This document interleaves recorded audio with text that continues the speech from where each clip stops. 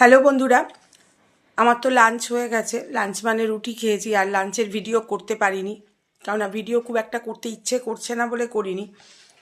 দুদিন ধরে মনটা ভালো না, কিন্তু লাঞ্চ টাঞ্চ তো করেছি, রুটি খেয়েছি, তাও হয়ে গেল, ঘন্টাখানেক হয়ে গেছে খেয়েছি। এবার কী নিয়ে বসেছি সেটা আগে দেখাই, তারপরে বলছি।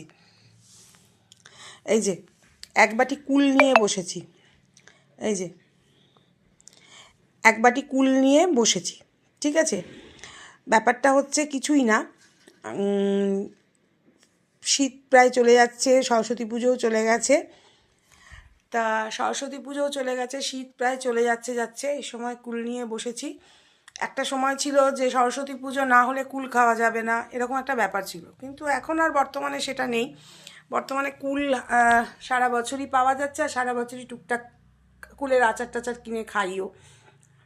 যদিও আমি আচার টাচার খুব একটা পছন্দ করি না, কিন্তু কুলের আচার বা আমের আচারটা খেতে ভালোবাসি, তাও আবার মিষ্টি মিষ্টি, ঝাল ফাল আমি খেতে পারি না।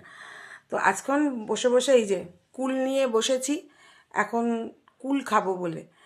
তো কুলটা খাই, কুলটা খেতে ভালো লাগছে। আর এখন তো চলে যাবে এই সিজনে, যদি এখন কুলটা না খাই আবার সেই সামনের বছরের জন্য অপেক্ষা করতে হবে।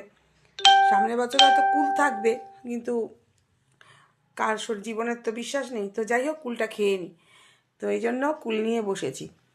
আগে কি হতো, মানে সরস্বতী পুজোর আগে যদি কুলের কথা বলতাম, মা তো খেতে দিতই না। আর নিজেদের মধ্যেও একটা বন্ধু বান্ধবদের মধ্যে ভয় ছিল, কুল খেলে মনে হয় এবছরের রেজাল্টটা খারাপ হবে, তা ওই জন্য কুল ছুঁয়েও দেখতাম না। তা এখন আর সেসব ভয় নেই। তা এখন আগেও খাই আর পরেও খাই। তা এখন এবছর একদমই খুব একটা কুল খাইনি। ওই টক কুলগুলো হয়, ওগুলো মা একটু চাটনি টাটনি করেছে, খেয়েছি। আর এই এখন আজকেটা খাচ্ছি। তো এই হচ্ছে ব্যাপার, বসে বসে খাচ্ছি, আর তাই ভাবলাম একটা ভিডিও করে ফেলি।